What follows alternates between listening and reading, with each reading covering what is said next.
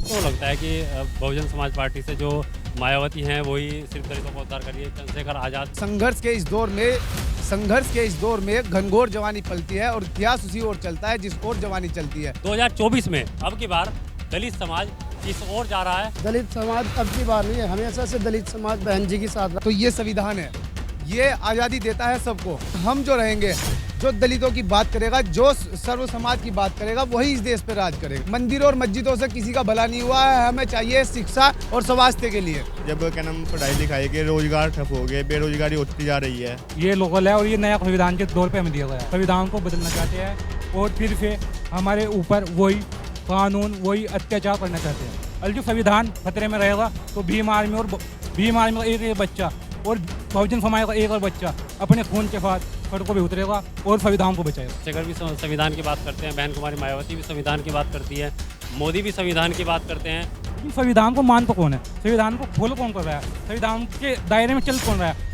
2024 का चुनाव है और ये जो बेहट विधानसभा है ये उत्तर प्रदेश की पहली विधानसभा है। यानी कि चुनाव का जो आगाज होता है बेहट विधानसभा से होता है। ये जो आप मेरे पीछे जो भीड़ देख रहे हैं ये पूरी दलित समाज की भीड़ है और 2024 में अब की बार दलित समाज किस ओर जा रहा है हम इस पर बात करेंगे। यहाँ पर तमाम दलित समाज के लोग हैं, इनसे बातचीत करने की कोशिश करेंगे कि दलित समाज अब की बार किसके साथ है। जी नाम बताओ। मेरा नाम नलनीश कुमार खेवड़िया। 2024 में जो चुनाव है अब की बार दलित समाज किस ओर जा रहा है? दलित समाज अब की बार नहीं है, हमेशा से दलित समाज बहन जी के साथ रहा और मैं खुद भी बहन जी के साथ हूँ। और दलित समाज यहाँ पर जितना भी खड़ा हुआ है और ये संगठन भीम आर्मी जय भीम संगठन जो भी तैयार हुआ है माननीय मंजीत सिंह नौटियाल जी के नेतृत्व में जो काम कर रहे हैं और जिला अध्यक्ष सन्नी गौतम जी के, ये पूरी की पूरी टीम इनकी माननीय बहन जी के साथ है। और 2024 में हम डट कर साथ बहन जी का देंगे और एक एक वोट बहन जी के नाम पर डालेंगे। तो बहन जी के साथ आप लोग हैं और जो अन्य दल हैं उनके बारे में क्या कहेंगे? जो जैसे भीम आर्मी, राष्ट्रीय एकता मिशन है, लोकेश कटारिया हैं नेशनल भीम आर्मी से, तमाम जो दलित हैं वो धीरे धीरे कहीं ना कहीं अब इतने संगठन बने हैं तो वो लोग बटेंगे भी। तो आप बहन जी के साथ क्यों हैं? हम बहन जी के साथ इसलिए क्योंकि बहन जी की सरकार में समानता, शिक्षा और स्वास्थ्य सब चीज़ सबको पूरी समानता के साथ मिलती है। देखिए अभी आपको पता है कि लगभग 7 साल पूरे हो चुके हैं उत्तर प्रदेश के अंदर ये जो भारतीय जनता पार्टी की सरकार बन रही है और चल रही है, जिसके मुख्यमंत्री योगी आदित्यनाथ एक मठ को छोड़ करके जो इस प्रदेश की कुर्सी पर जो काबिज हुए हैं, आपको पता है कि उनके शासनकाल में क्या क्या हो रहा है, कितना अत्याचार दलितों, मुस्लिमों, पिछड़ों और आदिवासियों सभी के ऊपर अत्याचार हो, लेकिन वो आंख बंद करके बैठे हुए हैं। महिलाओं को नंगा घुमाया जा रहा है लेकिन किसी के खिलाफ कोई कार्रवाई नहीं होती।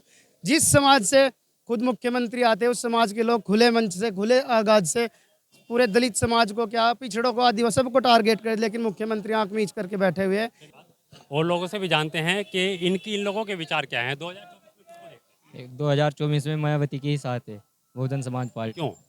क्योंकि वो हमारी बहुत पुरानी पार्टी है, हमारे बाप दादा जो पहले से ही उनके साथ चलते हुए आ रहे हैं। और जो हमारे जो काशीराम साहब जी ने बहुत ज़्यादा मेहनत की है। और जो यहाँ पर भीम आर्मी के नाम से कई और पार्टियाँ भी बनी हैं उसके बारे में भी बात करते हैं। बहन जी के साथ यानी कि बसपा सुप्रीमो मायावती के साथ ये लोग क्यों हैं उसके बारे में बात करेंगे। आप एक बात बताइए कि जिस तरह से बहुजन समाज पार्टी है और आज़ाद समाज पार्टी है और भीम आर्मी के नाम से और भी बहुत संगठन बने हैं, उनको किस तरह से? देखिए, सबसे पहले तो मैं आपके चैनल के माध्यम से अपने समाज को, सबको एक क्रांतिकारी जय भीम पेश करना चाहता हूं। और अगर आप बात करें कि अन्य पार्टियों की, तो ये संविधान है, ये आज़ादी देता है सबको, कहीं भी जा सकता है, किसी पार्टी के साथ जा सकता है। लेकिन हम जो रहेंगे, जो दलितों की बात करेगा, जो सर्व समाज की बात करेगा, वही इस देश पे राज करेगा। दलितों की बात तो सब कर रहे हैं। दलितों की बात ऐसे नहीं है। हम पूछना चाहेंगे कि हमारे लिए कितने अधिकार दिए हैं, हमें कितने अधिकार संसद में हमारे पिछले रुके हुए हैं, जैसे चमार रेजिमेंट है, कौन बहाल कराएगा? जो ये हमारे काम कराएंगे हम उनके साथ है। मोदी जी तो कहते हैं कि रविदास मंदिर आप लोगों के लिए बना दिया और तमाम तरह की सुविधाएं, किसी तरह की कोई दिक्कत नहीं है, दलितों का उद्धार हो रहा है। ये सब जुमलेबाजी है, ये हमें नहीं चाहिए। मंदिरों और मस्जिदों से किसी का भला नहीं हुआ है, हमें चाहिए शिक्षा और स्वास्थ्य के लिए। मंदिरों और मस्जिदों से भिखारी पैदा होते हैं, अधिकारी पैदा नहीं होते। हमें अधिकारी बनाने हैं अपने लोगों को। 2024 में आप किस तरह की सरकार चाहते हैं और क्यों चाहते हैं? जो देश का भला कर सके और जो समाज की बात कर सके, जो गरीब आदिवासियों की बात कर सके, हम उसकी सरकार बनाना चाहते हैं। आपको क्यों लगता है कि बहुजन समाज पार्टी से जो मायावती हैं वही सिर्फ दलितों को उद्धार कर रही है? चंद्रशेखर आज़ाद भी फील्ड में हैं, वो लगातार कैंपेनिंग भी कर रहे हैं और तमाम जो युवा पीढ़ी है वो लगातार उनके पीछे है। भीड़ भी देख सकते हैं। देखिए, एक साहब कांसीराम जी ने भी कहा था कि जिस संघर्ष के इस दौर में घनघोर जवानी पलती है और इतिहास उसी ओर चलता है जिस ओर जवानी चलती है। तो मैं माननीय बहन जी से भी कहना चाहूँगा कि ये जो युवा है, इन्हें भी अपने साथ लेके इन्हें भी काम दीजिए, इन्हें अपनी पार्टी में साथ लेके इन्हें आगे बढ़ाने का काम कीजिए। तो ये जो युवा जिस ओर चलेंगे उसी ओर ये देश चलेगा।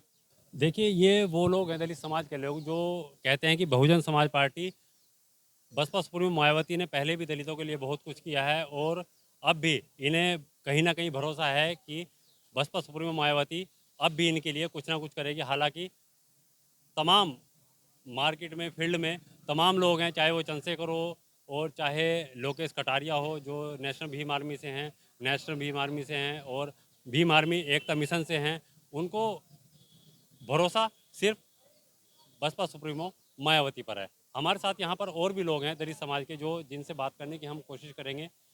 क्या नाम है? आप युवा हैं यहाँ पर, आज आप क्यों इकट्ठा हुए? सभी को, मैं आपके दर्शकों को अपनी ओर से जय भीम बोलता हूँ।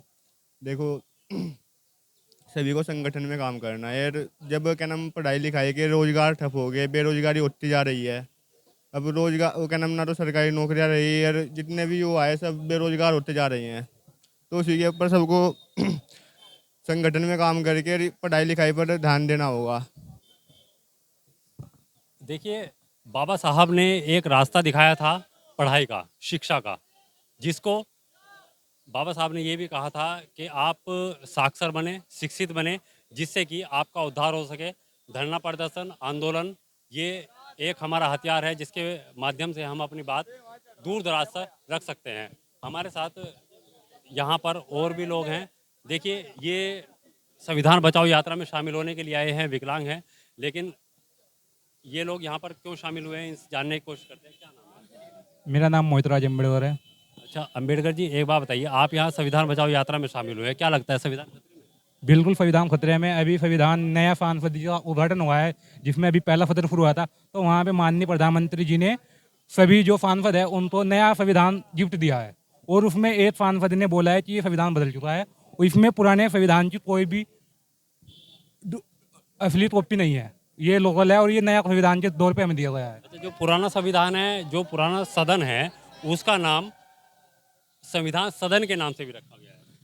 जी, ये सब एक फौजी साजिश है जो सिर्फ संविधान और बाबा साहब के मिशन मूवमेंट को और बहुजन समाज को गुमराह करके संविधान को बदलना चाहते हैं और फिर से हमारे ऊपर वही कानून, वही अत्याचार करना चाहते हैं।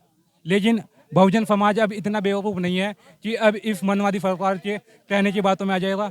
अब बहुजन समाज और भीम आर्मी पूरी ताकत के साथ रोड पे उतरेगी और जो संविधान खतरे में रहेगा तो भीम आर्मी का एक बच्चा और बहुजन समाज का एक और बच्चा अपने खून के साथ सड़कों पे उतरेगा और संविधान को बचाएगा। 2024 में किसको देखिए?